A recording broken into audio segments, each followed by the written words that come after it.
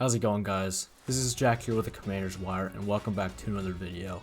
We have a fun one today. I'm going to do a deep dive on a potential defensive coordinator candidate, Dennard Wilson, who is currently with the Titans, and he has been the Titans defensive coordinator for the last 2 years. For some context, Dennard Wilson is as homegrown as you can get.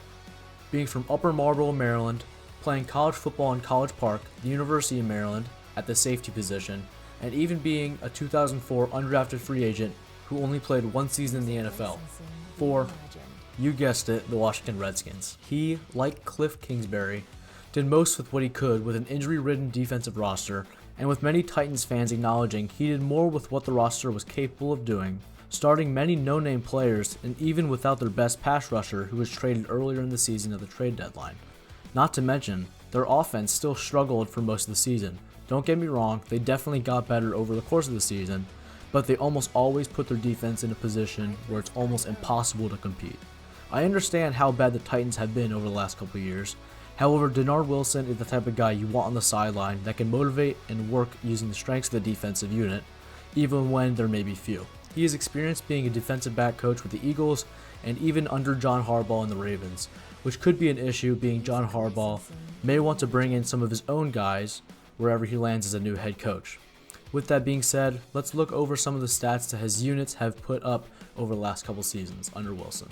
So in 2024, his defense was second in total yards, 26th in rushing, second in passing, 30th in takeaways, and only 29th in sacks. And unfortunately in 2025, his defensive unit was 21st in total yards, 15th in rushing, 23rd in passing, 25th in takeaways, and 12th in sacks.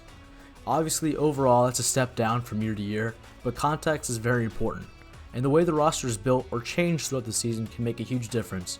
We all saw Cedric Gray, their young linebacker, in the middle of the Titans' defense this year, making a total of 164 tackles, grabbing one sack, and even forcing a fumble. You may not know this, but he was on the cusp of getting cut and sitting on the couch with the rest of us, and after one season, he was the 8th best linebacker according to Pro Football Focus, as well as the second highest graded run defense linebacker in the NFL. We all saw how awful our team was tackling one-on-one in the open field, so this type of linebacker development could definitely be utilized with the Commanders this upcoming season, with Bobby Wagner most likely retiring, Frankie Louvu taking a step down, and having many young linebackers who barely touched the field last season. Maybe if Dennard Wilson is the guy that AP and Dan Quinn choose, and with a competent roster, our defense could find itself in the top 15 or even the top 10 conversation during the 2026 season. Dennard Wilson, while speaking to the media, also mentions how he goes about his practices with his defense, knowing that live reps at game speed will help both the offense and the defense, which could have helped with the development of their young quarterback Cam Ward.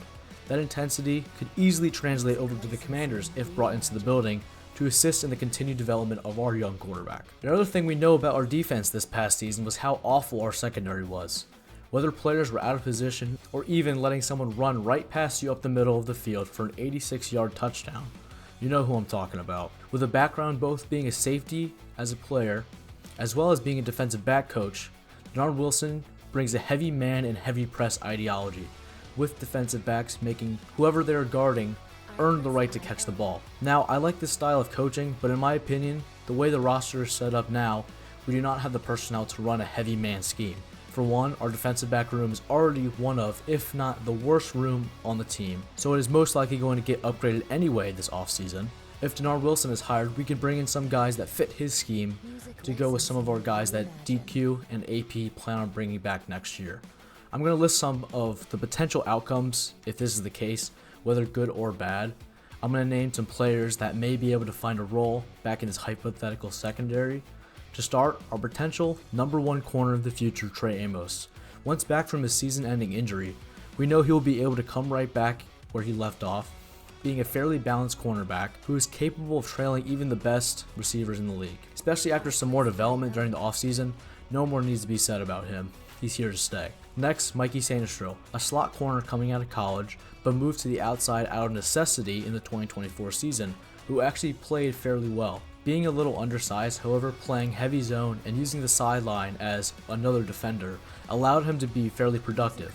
But once moving back in the slot this season has been drastically worse. The slot tells a lot about a player and how they play. The slot being mainly a man-ran, or I should say a man-covered position, shows that Mikey may struggle to keep up with this type of scheme unless he's able to spend this whole offseason focusing on that role. But with Marshawn Lattimore most likely out the door, we may find himself back on the outside next season. This next one may surprise you a little bit, but Quan Martin. Many people want him out of the building, but there could be a chance that he stays. He struggled this year at the free safety position, but under a new scheme and moving him back to his original position may benefit him in the long run.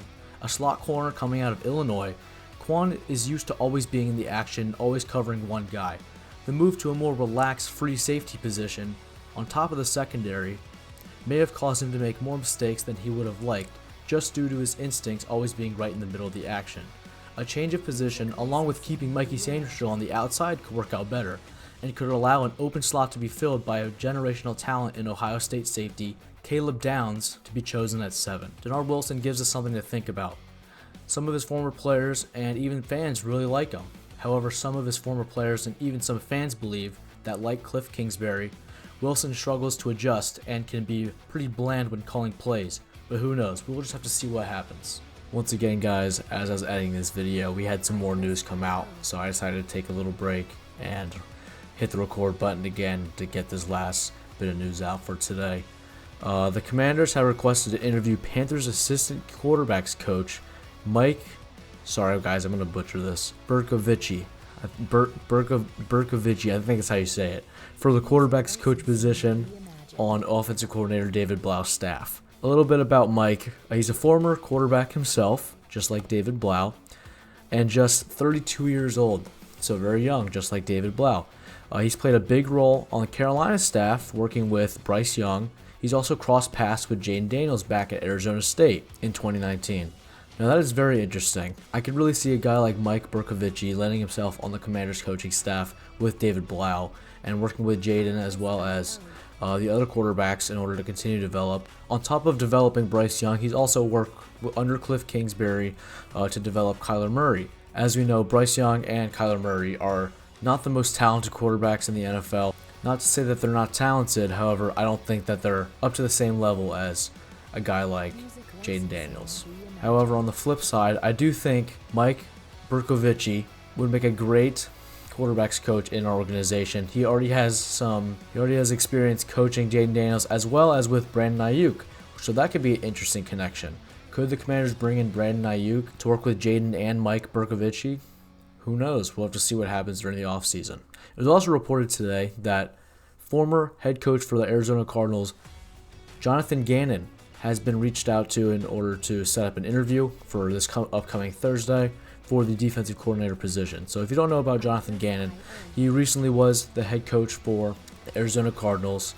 He was the defensive coordinator before that for the Eagles when they went to the Super Bowl and thankfully lost to the Chiefs, because we never want to see another NFC East team win a Super Bowl. Let's have a look here at Jonathan Gannon's scheme. He runs a blend of what Vic Fangio runs now with the Eagles, principles that focus on aggressive pressure and versatile safeties, which could be very interesting, especially if the Commanders want to go the route of drafting Caleb Downs with the 7th overall pick. He often uses a 3-4 base and 3 high shells, moving from zone to man coverage, with complex stunts and blitzes from safeties like Budda Baker to create confusion. That was obviously written while he was the head coach with the Arizona Cardinals. He prioritizes havoc over static coverages and relies on a strong defensive front to generate pressure. So, he's a little bit of a different ideology than what Dan Quinn runs now currently with the Washington Commanders. However, I do see them being able to work in the offseason and blend the two ideologies that Dan Quinn and Jonathan Gannon use in order to create a very versatile defense, as well as a defense that is able to stay in base, as well as work a lot of different packages in to create havoc in the backfield and to create open spaces for playmakers to make plays. So, once again, I apologize for having to delay this video a little longer than I expected, but I hope you guys enjoyed. Let me know down in the comments what your thoughts on these potential defensive coordinator hires, as well as this potential quarterbacks coach hire. Let me know if you think that they're the right fit or another name that you'd like to see being hired. As well as go down there, drop a like, subscribe, turn on post notifications to know when I post next. I appreciate you guys watching till the end. God bless. Hail to the Commanders.